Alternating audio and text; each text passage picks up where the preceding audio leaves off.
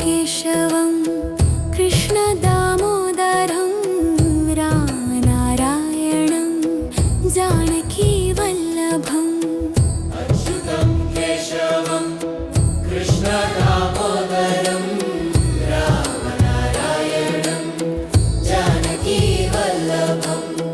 कौन कहते हैं भगवान आते नहीं, तुम मीरा के जैसे बुलाते नहीं। अच्युतं केशवं कृष्णदामोदरं रामनारायणं जानकीवल्लभम्।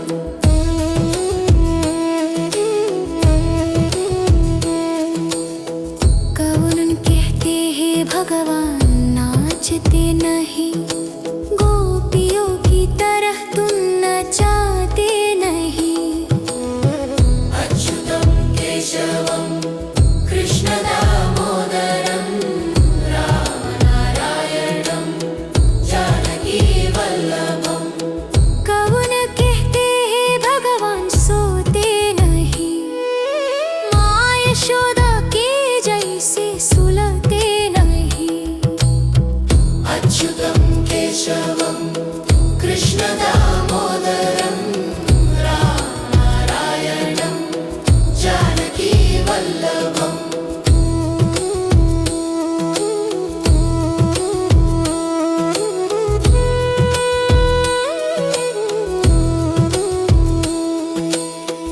अच्युतं केशवं कृष्णदामोदरं रामनारायणं जानकीवल्लभम्।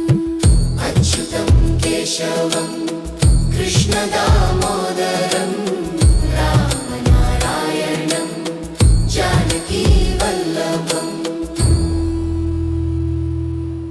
అచ్యుతం కేశవం ఈ నామమే భక్తికి ప్రాణం. ఎవరంటారు భగవంతుడు రాడు అని? మీరు పిలిస్తే బాలుడిగా పరిగెత్తుకుంటూ వస్తాడు. వెన్న దొంగలించే చేతుల్లోనూ కరుణ ఉంటుంది, స్నేహితులతో పంచుకునే హృదయంలోనూ దైవత్వమే ఉంటుంది. ఎవరంటారు భగవంతుడు తినడు అని? శబరి ప్రేమలో రుచి చూశాడు, యశోద ప్రేమలో మమకారం అయ్యాడు. నవ్వులోనూ ఆటలోనూ నాట్యంలోనూ ఆయనే ఆనంద స్వరూపుడు. ఎవరంటారు భగవంతుడు నిద్రపోడు అని? తల్లి ఒడిలో బాలుడై ప్రేమకి తల వంచాడు. భక్తి ఉన్న చోట దేవుడు ఖచ్చితంగా ఉంటాడు. దైవం అంటే గంభీరత కాదు, అది నవ్వు, అది ఆట. వెన్న దొంగలించే చిన్న చేతుల్లో లోకాన్ని నడిపే శక్తి దాగి ఉంది. స్నేహితులతో ఆడే బాలగోపాలుడు భక్తితో పిలిచిన ప్రతి హృదయానికి స్నేహితుడే. వెన్నతో నిండిన ముఖం చూసి కోపం కూడా ప్రేమగా మారింది. తల్లి చూపులో భగవంతుడు బాలుడయ్యాడు. ప్రేమ ఉన్న చోట దైవం బాలుడవుతాడు.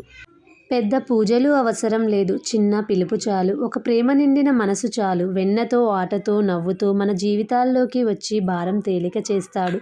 భక్తితో పిలిస్తే బాలగోపాలుడే సమాధానం.